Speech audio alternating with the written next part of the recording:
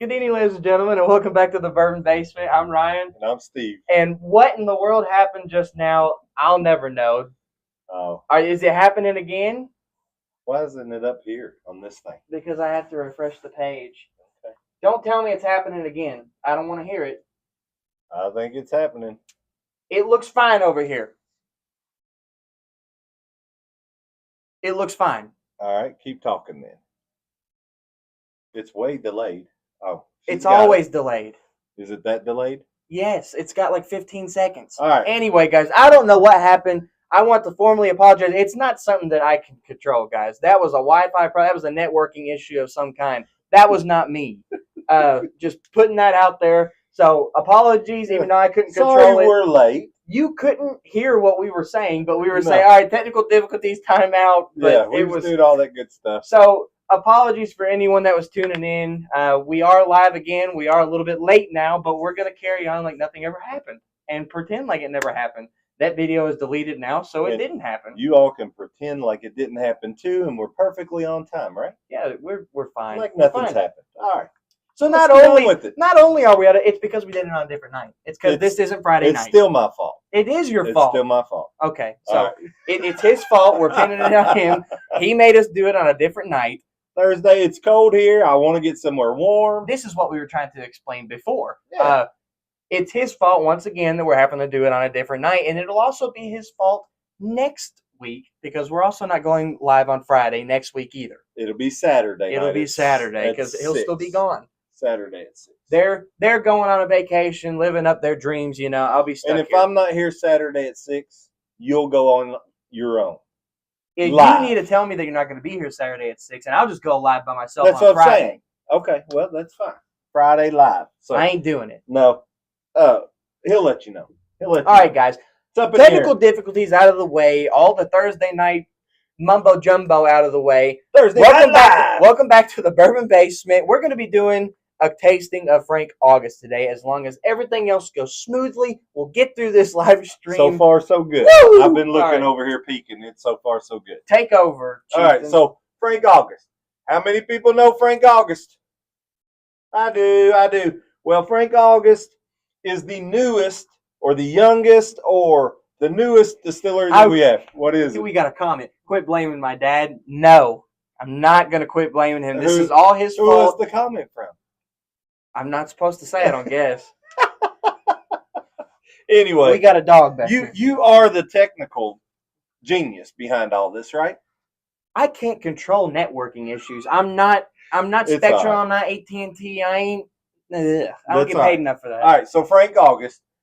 So if you haven't heard of Frank August, don't be surprised. Frank August didn't come around until 2022.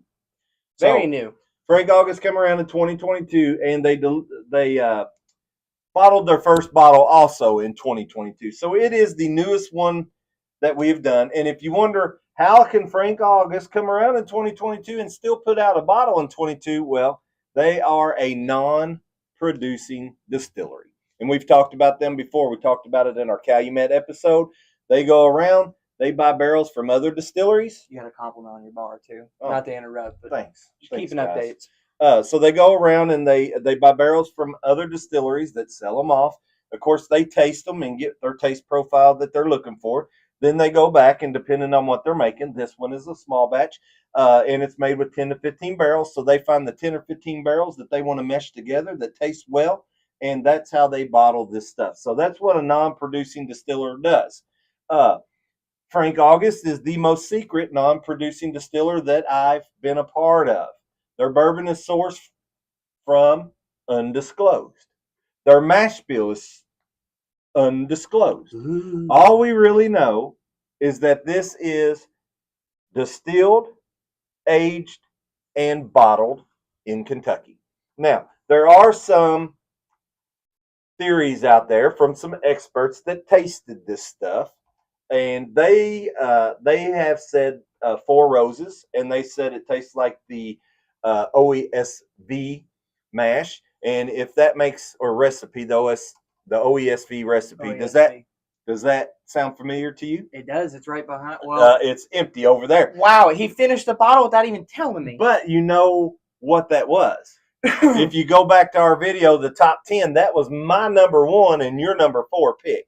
It's a good sip. We have had this because you can see this bottle is almost empty. That's why we're doing an episode. I wanted to do an episode on it before it got empty. But this, to me, does not taste like Four Roses OESV. So I don't think it's the Four Roses. It's so good. There was several articles and experts that I talked to that they said that they think it's a Wilderness Trail product, that they think they get their barrels from Wilderness Trail. That's a possibility. I've never had Wilderness Trail. Have 3 bottles over here. Never tried it. So I don't know. So that they could. But they are sourced with an undisclosed mash bill, so they may get their barrels from different distilleries here in Kentucky. We'll never know. All right. But reading from Frank August, they tried to follow the bottled in bond stuff. They couldn't put it on their bottle, but that makes me think that this bourbon is at least 4 years old. So we're going to say it's 4 years old. It's about $70, this particular bottle, the small batch. All right. Now, if you're wondering if Frank August is a guy like E.H. Taylor or Elijah Craig or Evan Williams, a real person that was established in bourbon history. You left a really important one out there. Booker. Oh, Booker. And come on. That's what I was going to. You kind of spoilt my thing, but that's okay. So Booker, no. Basil Hayden. You know, there's so many names in history that goes back to the history of bourbon creation and comes through. Frank August is not. It is just the brand name Frank August. How sad. No, that's not sad. It's a different concept. Their concept isn't an elaborate backstory. Frank August wants this bottle and what's inside the bottle to speak for itself. That's what they've said. I got one thing I couldn't remember, so I wrote it down here. So cheat sheet. This was in almost every article that I read about Frank August. I don't know if the guy that they interviewed just kept saying the same things and it got put in several different articles, but this is out there. So Frank August exists to evolve the identity of bourbon by uniting authenticity with modernity. So modernity is a word? That's what it was when it's spelled just like that in the articles. They don't elaborate on that.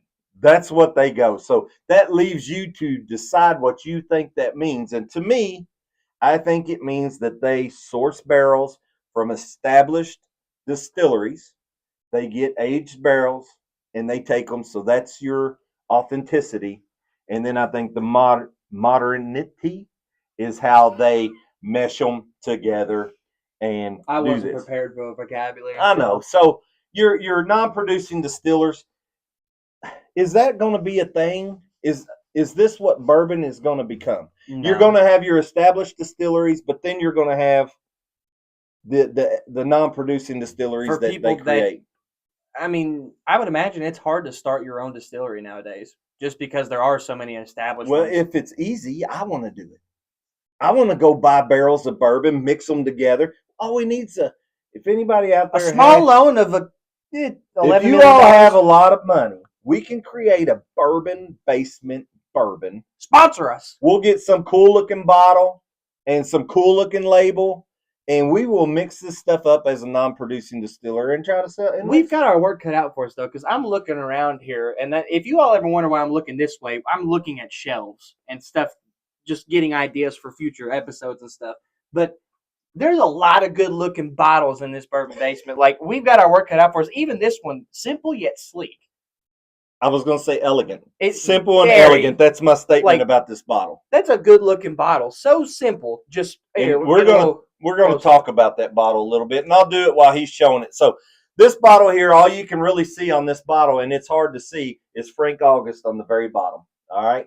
So they designed it like that on purpose. Around the neck of the bottle, it has a very small label. It tells you that it's a small batch, this one in particular, and that it's 100 proof. But they want the bourbon in the bottle to speak for itself. And I get it with the bottle. And this bottle, yeah, it is. This bottle has actually won awards for the best, award-winning design for the best modern packaging across all spirits. Not just bourbon, but all spirits. Look at the So size of the top of tequila, this thing. rum, scotch. It won awards for best modern bottling or packaging across all spirits. And look how simple it is. Our producer says we have a comment. It's quality or condition of being modern. That's what modernity means. Modernity. So we got some freaking vocabulary gurus in the chat too. I'm learning new stuff. Like, I'm going to tell you, this was when I was researching this. A lot of this stuff when I was researching this is your brother's in good for that idea that you had. Oh yeah, we're in Bourbon Basement Bourbon coming soon. We need sponsors, guys. Local liquor stores, Bourbon Basement Bourbon. But a lot of the articles were over my head. I'm a very simple guy. I like simple bourbon. Put it in a barrel. Let me taste it. Let me taste that barrel. I like that stuff. This is an elegant bourbon. I think this is it's I mean $70 is a pretty steep price, but I think they designed this for maybe more upper class, more than me. Even if you're middle class, if you pull this bottle out, someone's going to think that you've got like a 40 or 50-year scotch in your hands, and look fancier than you ever will be. I'm just talking about the articles and the way they speak. They don't speak like country boy Steve. Neither do I behind a keyboard. Well, that's true.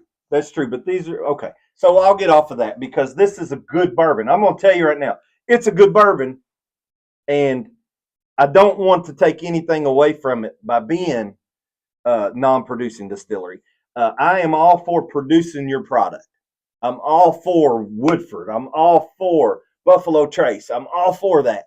But there's a bunch of them. The Four Roses, there's so many. Jim Beam, but this one is non-producing. Yeah, we could. And I'm about that. We've only done about that. We've had Calumet was one that we actually did a show on and told a little bit of history about. Another non-producing distillery that we did do was our Super Bowl battle between the Kentucky Owl products. That is a non-producing distillery. If you haven't watched that episode, go do We didn't do a history or a background on Kentucky Owl, but they are an FDP. So anyway, they're good too. Yes, let me get off of that a little bit. And I talked about the packaging. So the other things that Frank August, they offer a single barrel. So to me, they've gone to a distillery, they bought a single barrel from that distillery, and they label that single barrel as a Frank August single barrel. That is that what bourbon is now? That's kind of the question I'm asking. We don't know exactly where this is from. Do we like? I like this bourbon. But overall, in general, guys, do you all like non-producing distilleries? Because that's the question I want to ask. And I've said it on this show many times, I want to try every Kentucky bourbon. I want to own every Kentucky bourbon. Non-producing distilleries are part of every Kentucky bourbon. This is a Kentucky bourbon in every way that a Kentucky bourbon can be. It's just not produced at Frank August. I feel like you're a little upset about this. You are ranting a little bit about this. I am, and I didn't mean to do this, but because this is a good bourbon. Then why are we reviewing it?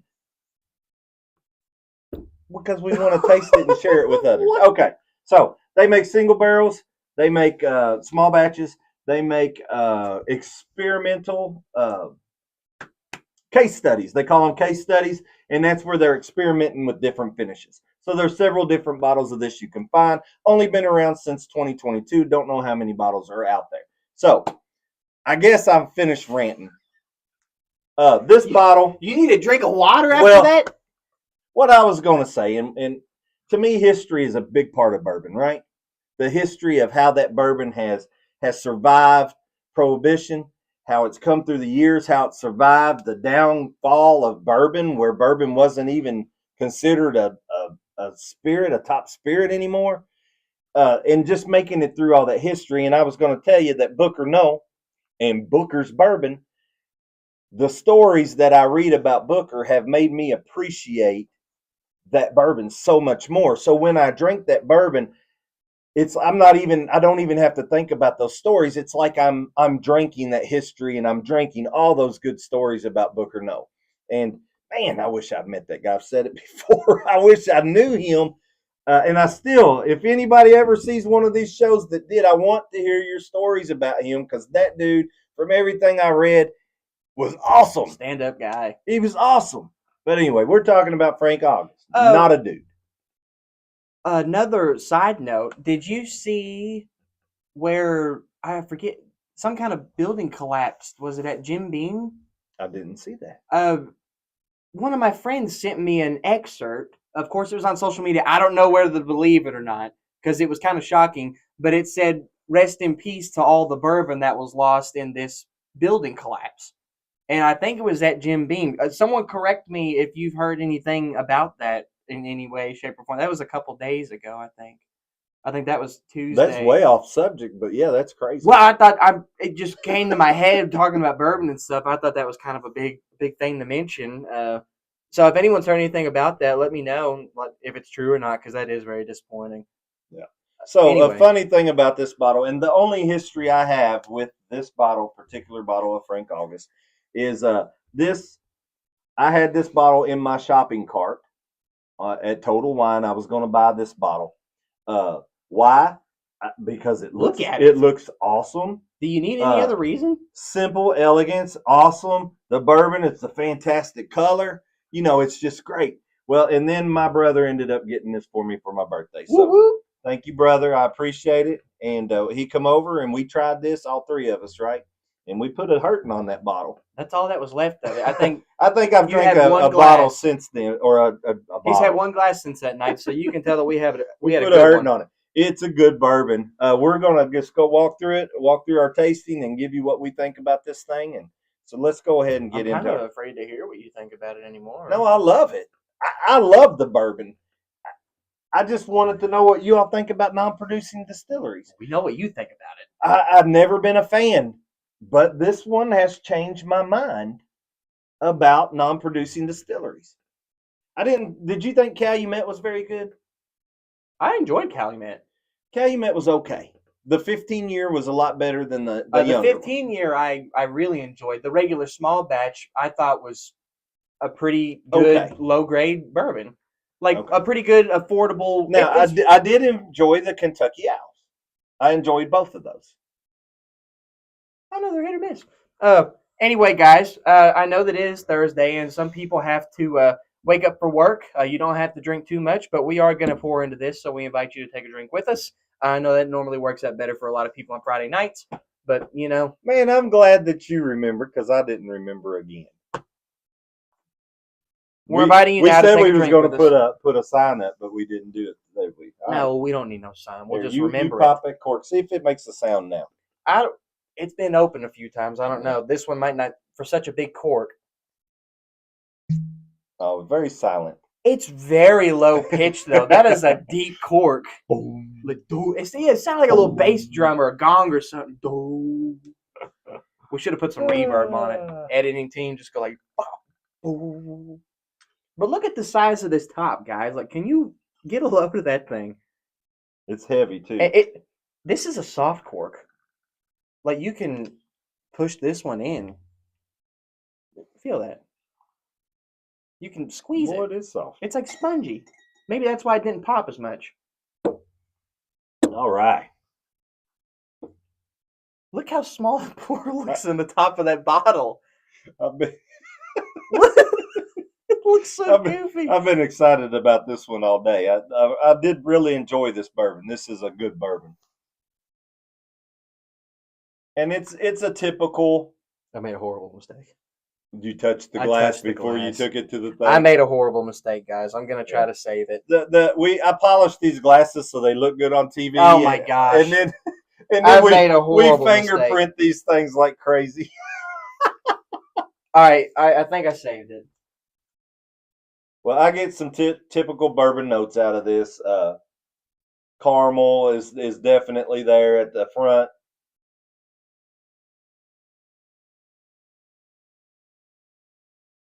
I get some oak, of course.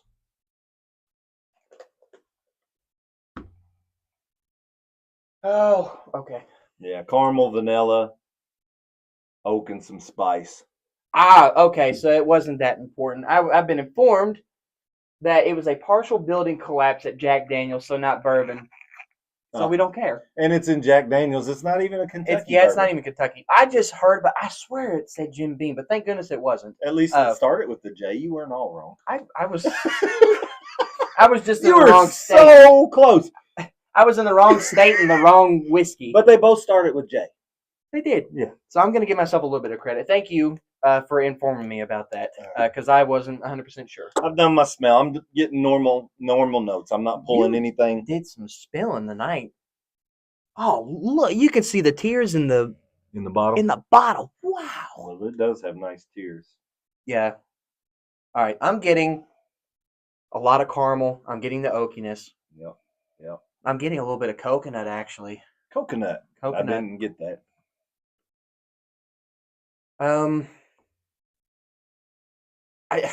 I think I'm wanting to say chocolate just because of the coconut, but I don't think I'm actually getting it.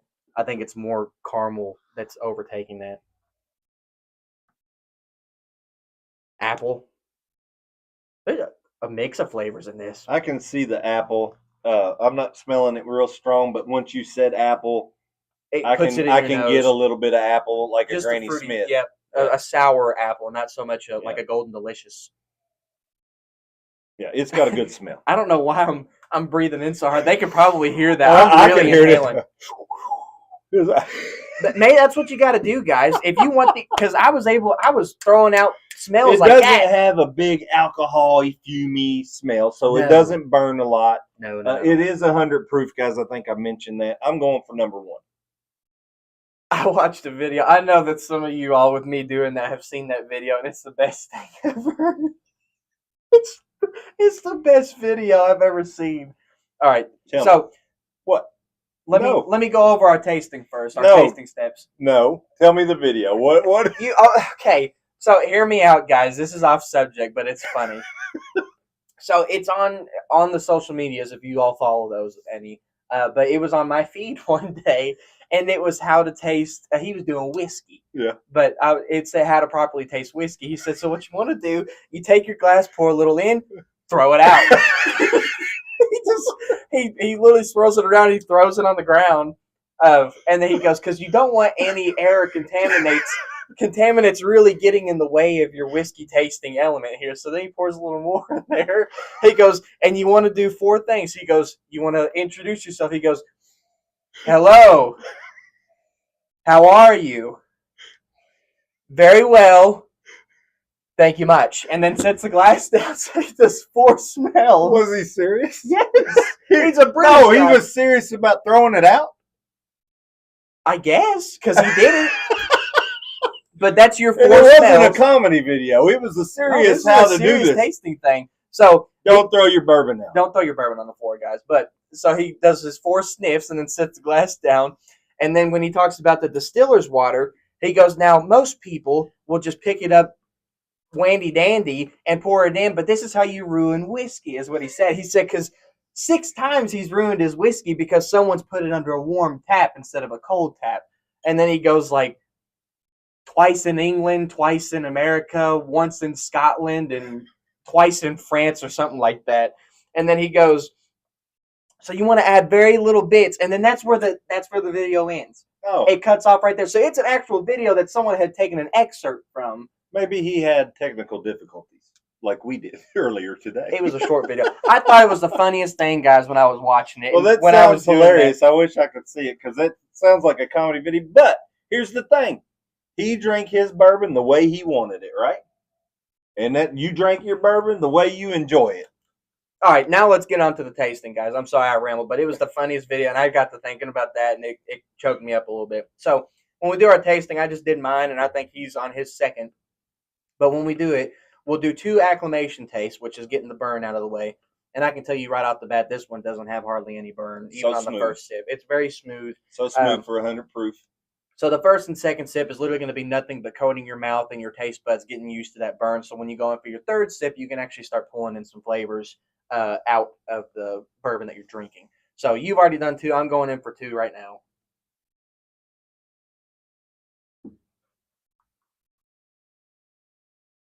And I'm out. I was good after the first one. All right, so now we're going in for sip number 3, and man, this does have some good tears on it. But sip number 3, um, we're gonna start pulling some flavors out of here. Have you already done number 3, and you're adding water to it? 3. I'm letting this water get in there, and I'm going to let that thing He's trying to put this bad boy aerate. away. I'm going to throw it out down my throat.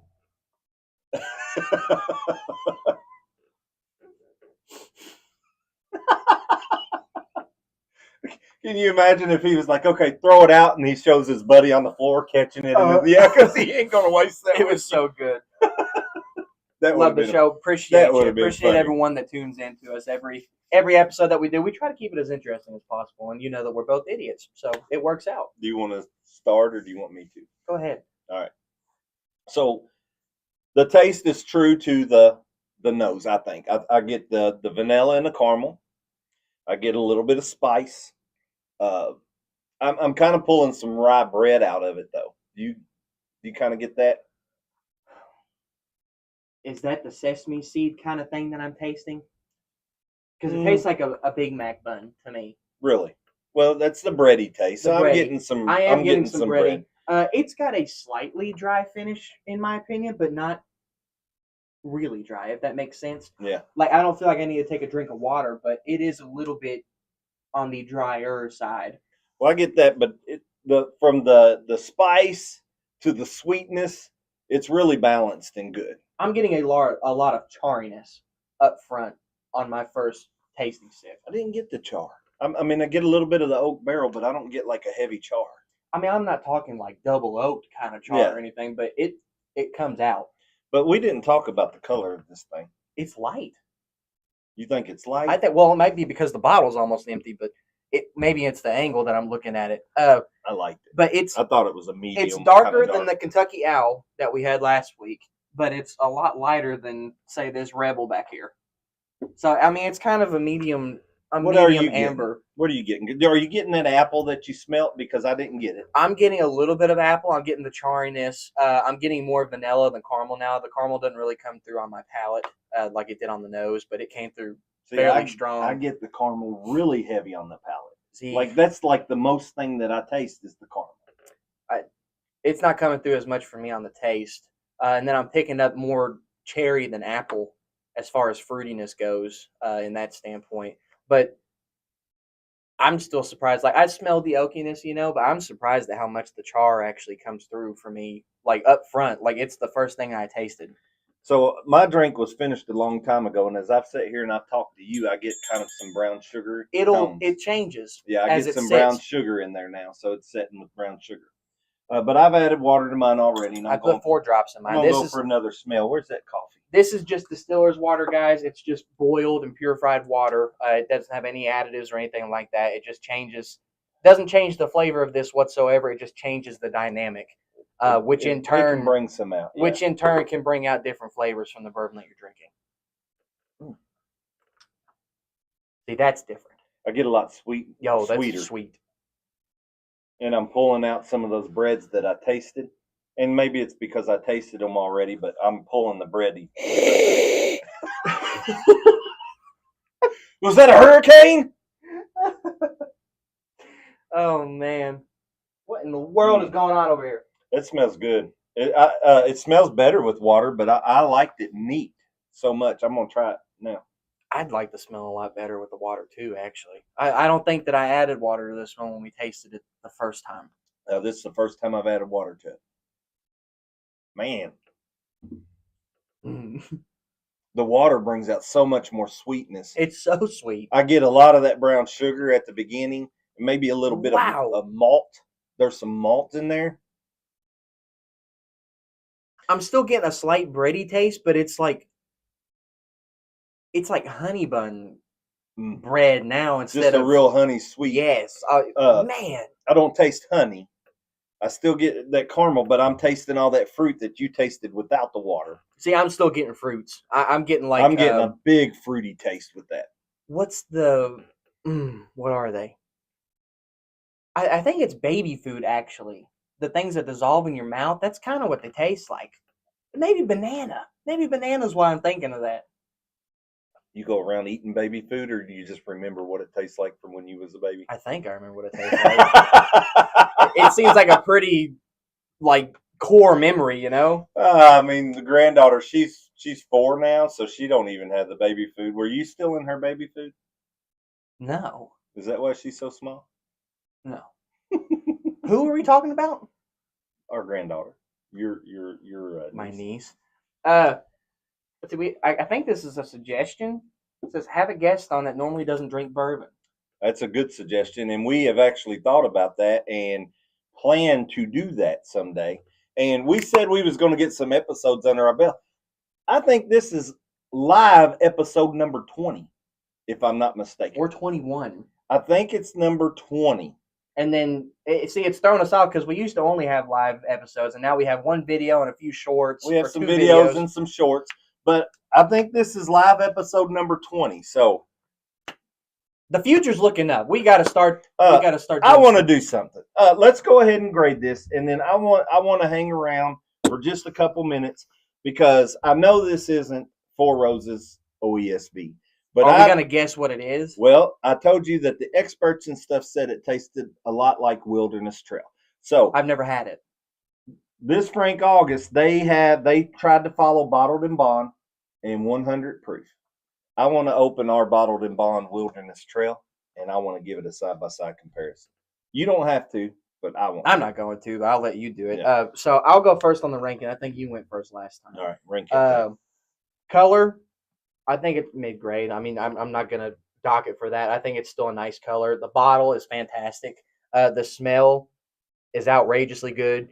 The taste is even better. I liked it both neat and with the water. It depends on your palate. But I like the sweet stuff. Maybe that's why I like E.H. Taylor so much, because it comes off pretty sweet and it's very enjoyable to drink. It feels desserty in a way. Mm-hmm. So that's big plus, but I could drink this personally because everyone's palate is different. I could drink this neat or on the rocks and be 100% satisfied either way. I think it's extremely beginner friendly, maybe not so much price, but if you're wanting that, I guess it's a little more than mid range. This is what, 70? This one's about 70. I think they're, they're not experimental. They're case studies. Okay. Are about 150. And I think their single barrel's like 120. Okay, so you can get this starting at 70. So if you're wanting a little bit of an upgrade and you're wanting to get into the more mid-grade to even kind of slightly upper class of bourbon. Or if you just want to experience what a non-producing distillery does, this is probably my favorite one that we've actually tried so far. It's up there. It's definitely up there. Overall, guy, I think this bourbon's great. It checks all the boxes for me personally. I'm 8. You gave it an A? You and I, we've been ranking our things. 8.2 then. No, you and I have been ranking our things so close because I was going to give it a 7.9. Okay, that works out then. I was going to give it a 7.9. When did the decimals come in? I think I don't know. I started the decimals because I just thought that, we needed them. I think you started that junk, and I think it was perfectly fine on a scale from 1 to 10 without. It is fine on a scale of 1 to 10. It is, but I gave it a 7.9, so take that. All right, so if you hang with me just for a second, I want to know. Any 1792 fans here see the new release label that just got approved? Haven't heard anything about that. We do have. I'm looking at several 1792. I'm looking at some bottles. 1792s right now. We've not opened any of them. I'm excited to do the 12-year. Do we have a 12-year? Yes. I can't tell what they are. There's a 12-year bottled in bond. Squeeze behind me. Yeah, here. I'm going to get the bottle. I've not heard anything about that new bottle getting approved, but in celebration of that, we might have to very shortly in the very near future do a 1792 episode, and we'll use that as your suggestion because we are always looking for suggestions from our viewers. Well, we're getting ready to open some new bottles back here, and I think you're opening that one, and I'm not telling you to do that. Because there's so many bottles in the Bourbon Basement right now, and they're only good for a certain amount of time. So we're trying to do reviews on the ones we already have open. Meanwhile, he's sitting here on live stream opening more. There's mixed thoughts on the open bottle scenarios as well. Let us know what you think about that. Most people seem to think that once that cork is popped, the potency starts to dwindle, and it's usually only really good if you want the full potency up to a year. for a year. And some say 2 years, and some So say let it us know doesn't your thoughts affect on that. it. Here, you got to pop that daggone cork. You're the cork popper, and I got to get a glass. 1792 or 1792 extended cask finish, finished in pine knot noir casks, bottled at 95 proof. That sounds like a drinker. Well, that's the other thing. So, All right, I was here, going to ask. pause. Cork. Oh, this one's in there. Fresh pop. Oh, And I talked right up through it. Daggone it. love to see it, folks. All right, sorry guys. That's the other thing I was going to mention about the. Well, that one's too small. We talked about the FDPs, and I said, "Is that the future of bourbon?" Well, all the bourbons are going to different finishes now. Everyone. It used to be you could just hear like maybe Angel's Envy. Drinking this. This is to kick off your vacation early. That's why he's doing it. Maybe this will be the bottle I take with me. Anyway, so rumors is this is Wilderness Trail. This is a Wilderness 12. This is a 6-year-old bottled in bond. Rumors. It's rumors. Frank August is a or they can't label it as bottled in bond, but they say it's as close to bottled in bond as you can get, and it is 100 proof, and this is 100 proof. So I just want to. It adds up, but what's the color looking like here? It's pretty similar. They're similar. It's pretty similar. Colors guys. are similar. Now you've added water to one of them. No, I've done repoured this. Fresh. Oh, I drank the last one. This is a fresh pour. Get a nose on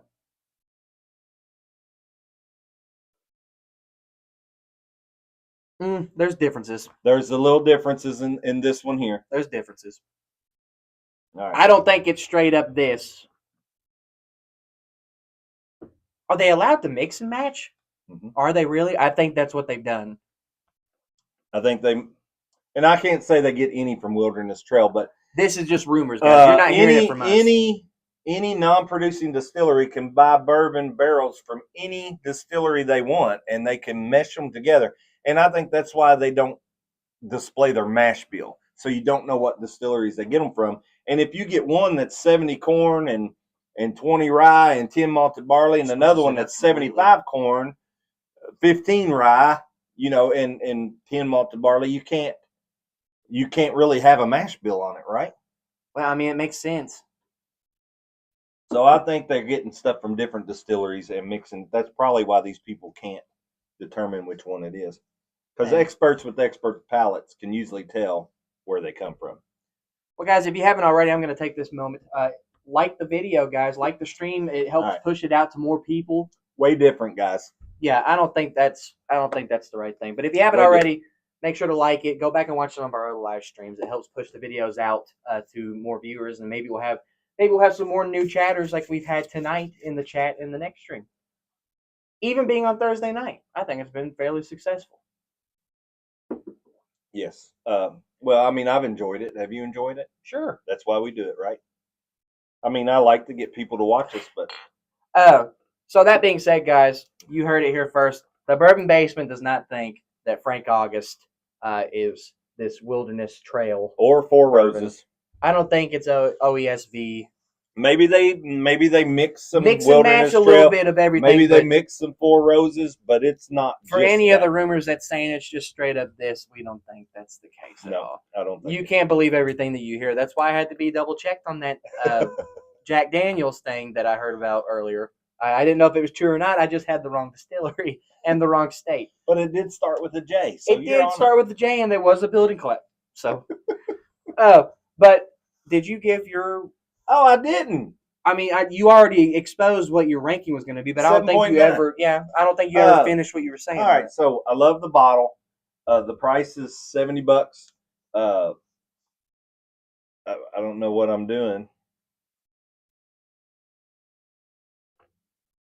$70. Anyway, it's good. It's good, guys. I'm just going to stop there. I like it.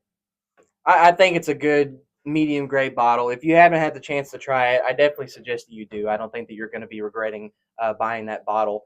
But I think that just about wraps it up for us, doesn't it? Definitely for me. I think that just about wraps it up for us. Appreciate everyone tuning in and bearing with us on all the technical difficulties that we had at the start of the stream. We already did it on a different night, and then that started the stream off with a bang, and we had to reset a bunch of stuff. So thank you for bearing with us. Thank you for tuning in on a night that's not normally our streaming night. Appreciate it. Once again, we are going live next Saturday because he will still be out of town, so Friday is not available, and neither is next Thursday because, once again, he'll be out of town. So we'll be live next Saturday at 6 p.m. Eastern Standard Time. Mark it on your calendars. Make sure not to tune in at Friday because you won't see anything live at 6 p.m. Eastern Standard Time. They can watch some of the archive videos. You can watch some of the archive. If you really want to taste of the Bourbon Basement on your Friday evening, that's what you look forward to. Go watch some of our archive videos on our channel under the live section. Watch some of our shorts that we've uploaded under the shorts section. And you can also watch a couple of the videos that we've done. Nothing crazy, but they are kind of fun to watch every now and then. Follow us on our other socials, TikTok, Facebook, and then, like I said, the YouTube Shorts. The names are all the same, The Bourbon Basement, no spaces. All that being said, guys, we appreciate you all so much for giving us a little bit of time out of your day. It gives us some people to talk to, and we enjoy responding to your comments and stuff in live chats.